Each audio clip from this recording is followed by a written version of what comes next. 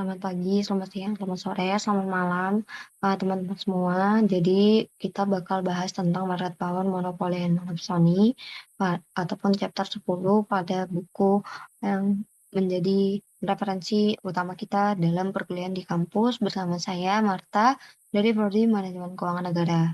Simak yuk. Oke, dan jadi di sini terdapat 3 pembahasan utama yang ingin kita jelaskan, yang ingin kita bahas bersama, yaitu monopoli, monopsoni, dan juga market power. Apa itu monopoli? Monopoli itu merupakan pasar dengan satu penjual. Monopsoni, pasar dengan satu pembeli. Nah, sedangkan market power ini merupakan adanya kemampuan dari pembeli ataupun penjual yang dapat mempengaruhi harga dari suatu barang, yang mana market power ini akan dimiliki oleh penjual di pasar monopoli dan oleh pembeli di pasar monopsoni. Yang pertama, kita akan membahas pasar monopoli. Nah, dalam pasar monopoli ini yang perlu kita highlight itu adalah adanya perbedaan antara average revenue dan marginal revenue. Mungkin sebelumnya kita sudah belajar pada pasar persaingan sempurna tentang average revenue dan juga marginal revenue. Namun, pada pasar persaingan sempurna, MR dan AR itu sama. Dalam pasar monopoli itu berbeda. Mengapa? Karena adanya tadi kemampuan dari produsen ataupun penjual untuk mempengaruhi harga yang terjadi di pasar monopoli. Nah, berikut adalah gambaran antara AR dan juga MR, di mana di sini terlihat bahwa AR itu lebih besar dari MR, di mana kemiringan dari MR itu sebesar 2 kali kemiringan yang ada di AR.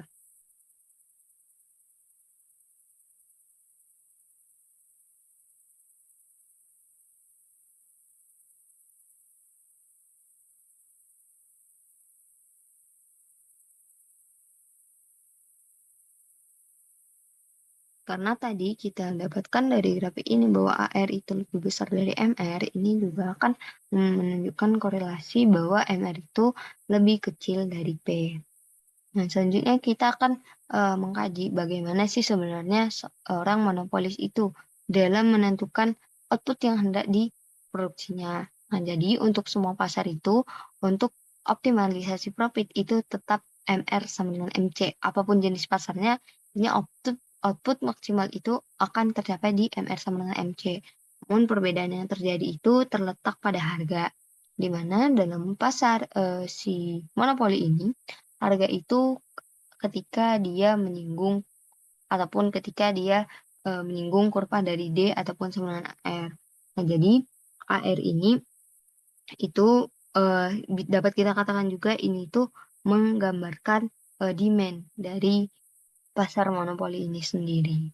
Nah, di sini kita dapat lihat bahwa perpotongan antara MR dan MC itu terjadi di sini dengan key equilibriumnya adalah key bintang, dan untuk harganya bukan di sini ya teman-teman, tapi kita harus menarik garis putus-putus ke atas sehingga dia nanti menyentuh kurva D ataupun AR, dan kita akan menyesuaikannya terhadap harga yang terjadi.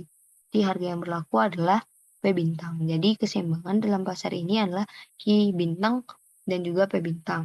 Nah, emang apa sih dampaknya kalau misalnya kita memproduksi di Q1 ataupun di Q2? Nah, pertama kalau misalnya kita memproduksi di Q1 itu tuh keuntungannya itu tidak akan optimal karena nantinya akan memunculkan deadweight loss. Karena apa? Karena kita menjual terlalu sedikit dengan tingkat harga yang terlalu banyak. Begitu juga dengan di Q2, kita menjual atau memproduksi terlalu banyak dan menjualnya itu dengan harga yang lebih murah ataupun terlalu rendah. Selanjutnya, di sini juga untuk rumus mencari keuntungan itu, ketahui bahwa profit itu sama dengan total revenue dikurangi dengan total cost, ataupun bisa R dikurangi C. Nah, untuk mencari keuntungan optimum itu kenapa sih MR sama MC? Mungkin ini akan dibahas lebih dalam pelajaran matematika ekonomi, bahwa turunan pertama dari suatu fungsi ketika itu bernilai 0, maka itu merupakan titik optimumnya ataupun titik maksimum dari fungsi tersebut. Nah, sebagai contoh di sini kita udah ada 2 grafik, di mana grafik yang pertama itu menunjukkan fungsi R ataupun revenue ataupun pendapatan, fungsi C yaitu total biaya, dan profit yaitu yang ada ungu ini. Nah, kemudian di sini juga digambarkan turunan dari setiap fungsi yang ada di A sana. di mana MR ini merupakan kemiringan dari kurva pendapatan total ataupun turunan pertama dari si fungsi revenue. Dan MC ini merupakan kemiringan dari kurva cost ataupun turunan pertama dari fungsi cost. Nah, di sini kita lihat antara perpotongan antara MR dan MC. Kalau kita tarik garis ke atas ke grafik yang pertama itu terjadi di mana profitnya itu berada di paling puncak ataupun di titik optimum. Sedangkan untuk harga tadi seperti yang sudah saya jelaskan sebelumnya itu kita menyesuaikan pada fungsi AR ataupun D-nya. Sehingga di sini profitnya adalah wilayah yang ada di warna kuning ini. Yaitu 30 kurang 15 dikali 10 sebesar $150. Selanjutnya kita akan membahas rule of thumb ataupun penentuan harga dalam pasar monopoli. Sebenarnya ini itu menekankan bahwa misalnya meskipun pasar monopoli ataupun pelaku dalam pasar monopoli itu memiliki kemampuan untuk mempengaruhi harga, bukan berarti dia dapat berlaku semena-mena dalam penentuan harga. Ia tetap mempertimbangkan preferensi ataupun kemampuan dari si pembelinya yang nanti di sini itu akan dipengaruhi oleh elastisitas demand dari pembelinya. Nah, kita ketahui kalau misalnya MR itu merupakan perubahan penerimaan ataupun pendapatan yang kita terima akibat perubahan kuantitas yang dijual atau dapat ditranslasikan delta R per delta Q. Nah, R ini dapat kita jabarkan lagi menjadi P dikali Q. Berarti MR itu sama dengan delta P kali Q dibagi dengan delta Q. Nah, kita misalkan kalau misalnya kita memproduksi tambah satu barang, berarti penerimaan kita saat ini adalah P. Karena P kali Q dengan Q-nya itu sama dengan 1. Jadi 1 dikali P sama dengan P. Nah, tapi karena kita tahu kalau misalnya perusahaan itu menghadapi kurva permintaan yang miring ke bawah, pastinya ketika memproduksi ataupun menjual unit tambahan ini akan menyebabkan adanya penurunan harga karena kita menambah produksi. Nah, ini perubahan ini dapat kita menotasikan dalam Q dikali delta P per delta Q. Atau dapat kita tuliskan lagi berarti MR itu sama dengan P ditambah P dikali Q per P dikali delta Q per delta dikali delta P per delta Q. Nah, delta Q per delta P per delta Q dikali Q per P ini mirip dengan rumus elastisitas. Nah, tapi dalam elastisitas demand itu, rumusnya itu adalah P per Q dikali delta Q per delta P. Artinya ini itu sama dengan 1 per elastisitas demand. Sehingga MR ini dapat kita tuliskan MR sama dengan P ditambah P dikali 1 per elastisitas demand. Nah, elastisitas demand ini menunjukkan bahwa misalnya dalam penentuan harga itu pun, penjual itu tetap memperhatikan elastisitas demand yang ada di pasar tersebut. Nah, untuk memaksimalkan profit tentunya MR itu akan disamadengankan dengan MC. Berarti P ditambah P dikali 1 per ED sama dengan MC. Ataupun ini dapat kita pindah ruaskan menjadi P dikurang MC per P sama dengan min 1 per ED. Dan ini juga kita pindah ruaskan, jadi kita buat fungsi P, berarti P itu akan sama dengan MC per 1 ditambah 1 per ED. Itu nanti kita kali silangkan dahulu, maka akan dijumlahkan dan akan mendapatkan fungsi seperti ini.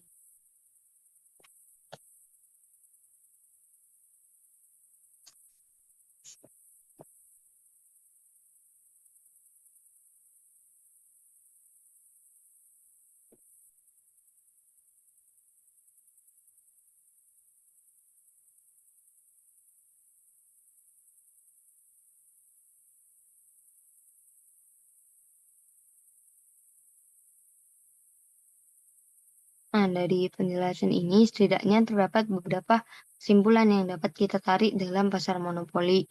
Yang pertama itu adalah P lebih besar dari MC.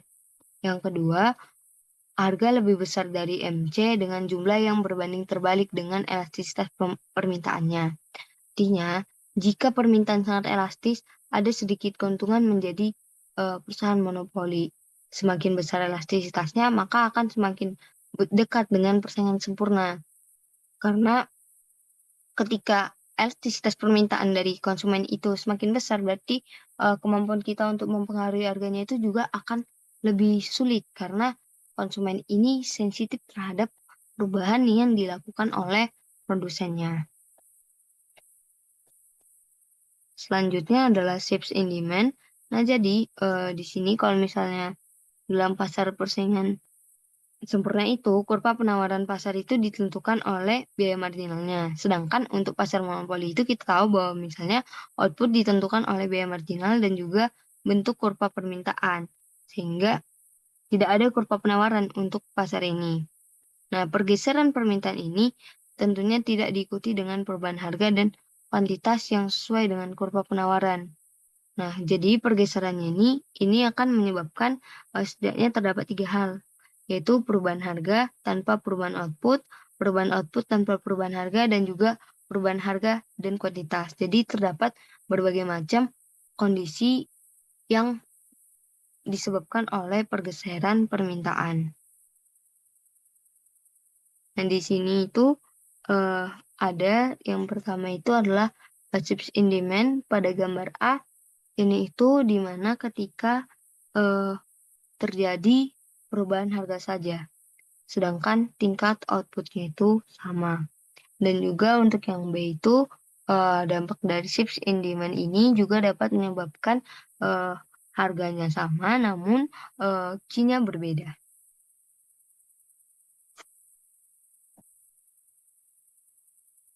Selanjutnya kita akan membahas tentang efek pajak dalam monopoli. Nah, jadi jumlah kenaikan harga dengan penerapan pajak itu tergantung pada elastisitas permintaannya. Nah, harga ini mungkin meningkat atau mungkin nggak meningkat lebih dari pajaknya. Dalam pasar kompetitif, harga tidak dapat meningkat lebih dari pajak. Namun kan ini kita bahas dalam monopoli. Nah, ketika adanya pajak, nanti keuntungan dalam monopoli itu akan cenderung turun, di mana fungsinya itu akan menjadi MR sama dengan MC tambah T, di mana T ini merupakan pajak yang diterapkan. Nah, selanjutnya kita akan membahas bagaimana konteksnya jika ada perusahaan multiplan. Jadi perusahaan multiplan ini merupakan perusahaan yang mana dia itu memproduksi barang, lebih dari satu jenis barang dalam satu perusahaan.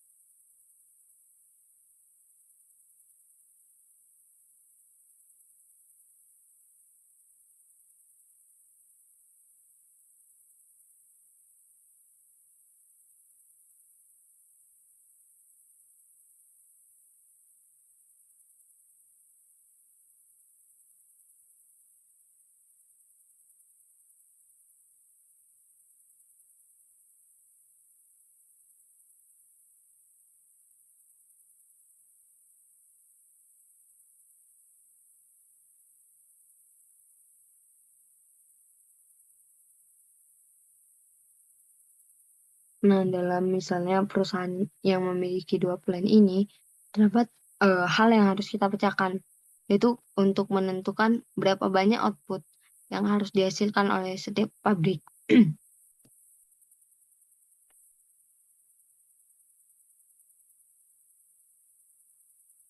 Nah, langkah pertama yang dapat kita lakukan itu adalah dengan memperhatikan seberapa besar marginal cost yang dihasilkan oleh setiap pabrik. Nah, dengan begitu perusahaan itu dapat mengambil keuntungan. Apakah ia akan mengurangi biayanya ataupun meningkatkan keuntungannya dengan merealokasi dari produksinya. Langkah kedua yang kita lakukan dalam menentukan berapa output yang harus dihasilkan oleh setiap pabrik itu adalah dengan mengetahui kalau misalnya output total itu harus terjadi pada saat MR sama dengan MC. Nah, dengan gitu kita dapat mengoptimalisasi keuntungan yang terjadi. dengan menyesuaikan terhadap output yang diproduksi ataupun output totalnya. Nah, untuk keuntungan yang dimiliki oleh perusahaan multipline ini itu, kurang lebih sama dengan perusahaan biasa, cuman di sini kita karena dia memiliki berbagai jenis produksi itu, keuntungannya itu sama dengan harga dikali Q total dikurangi, kos untuk barang pertama dikali, kuantitas yang kita produksi untuk barang kedua, dikurang kos untuk, barang kedua dikali dengan kuantitas yang diproduksi untuk barang yang kedua.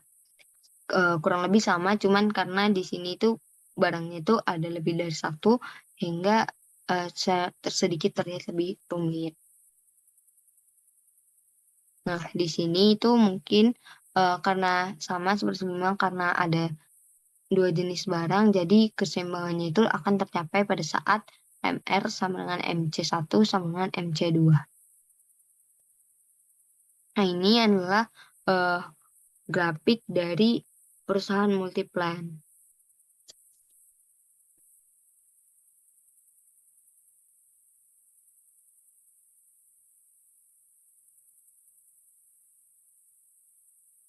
Sebuah perusahaan itu dengan 2 pabrik itu maksimalkan keuntungan dengan memilih, tingkat output di Q1 dan juga Q2. Sehingga nantinya pendapatan marginal ataupun yang bergantung pada total output sama dengan, biaya marginal untuk setiap pabrik, yaitu misalnya MC1 dan juga MC2.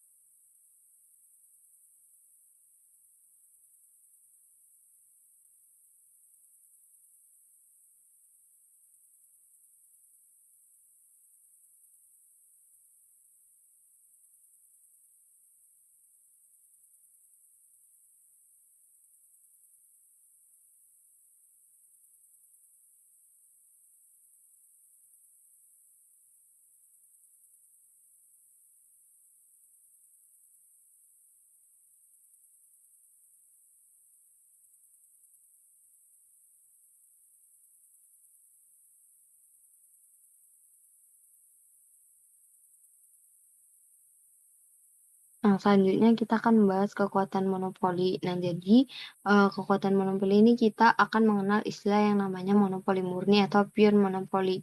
Nah, pure monopoly ini di mana ketika suatu perusahaan itu mampu memproduksi barang tersebut dengan biaya yang jauh lebih rendah dibandingkan perusahaan lain.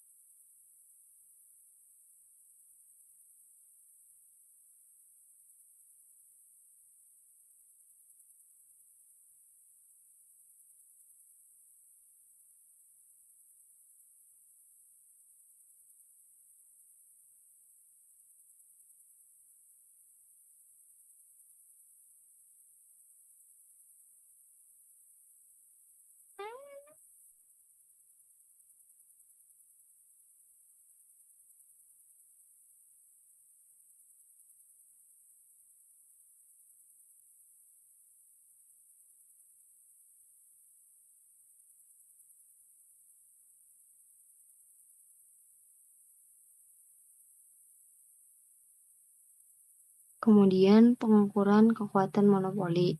Nah, jadi dalam mengukur kekuatan monopoli ini, kita dapat menentukannya dari indeks learner. Indeks learner ini apa? Indeks learner ini menunjukkan seberapa mampu suatu penjual dalam pasar monopoli untuk mempengaruhi harga yang terjadi.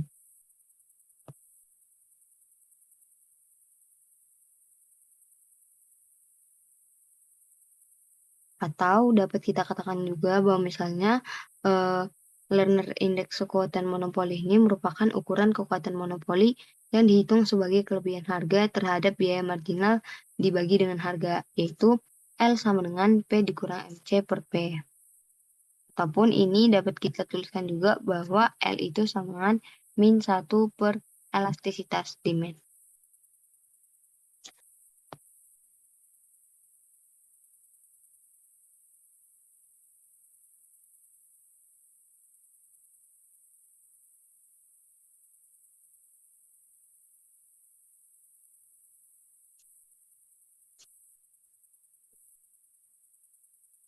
Besar kecilnya learner index tadi akan tergambar melalui markup yang terjadi, yaitu di sini dan juga di sini.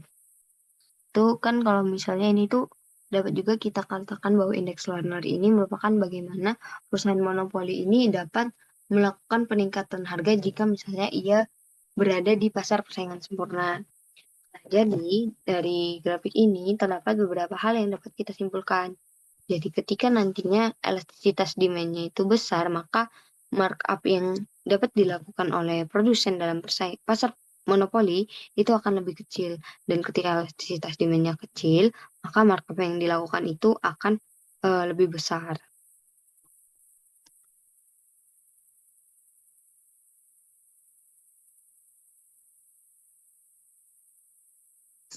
Rata-rata dan juga harga yang diberlakukan. Selanjutnya di sini adalah contoh monopoli power, di mana di sini itu menyatakan kalau misalnya penentuan harga itu tetap bergantung pada elastisitas permintaan pasar. Contohnya pada pasar untuk makanan kecil itu elastisitas permintaan pasarnya itu sekitar min 1, sehingga tidak ada eh, satupun supermarket yang dapat menaikkan harganya sangat besar tanpa kehilangan pelanggan ataupun tanpa ada pelanggan yang akan pindah ke toko lain. Contoh yang kedua itu misalnya em, di toko serba ada itu elastisitas permintaannya itu ada sekitar eh, min 5. Nah, ini tuh menyeratkan bahwa misalnya harga yang diterapkan itu harus berada sekitar 25% di atas biaya marginal yang dialami oleh perusahaan. Untuk contoh kedua, teman-teman bisa baca secara mandiri. Ini itu menyatakan kalau misalnya adanya perubahan permintaan antara DVD dan juga eh, VHS, yang dimana itu juga dipengaruhi karena kecanggihan DVD ini sendiri.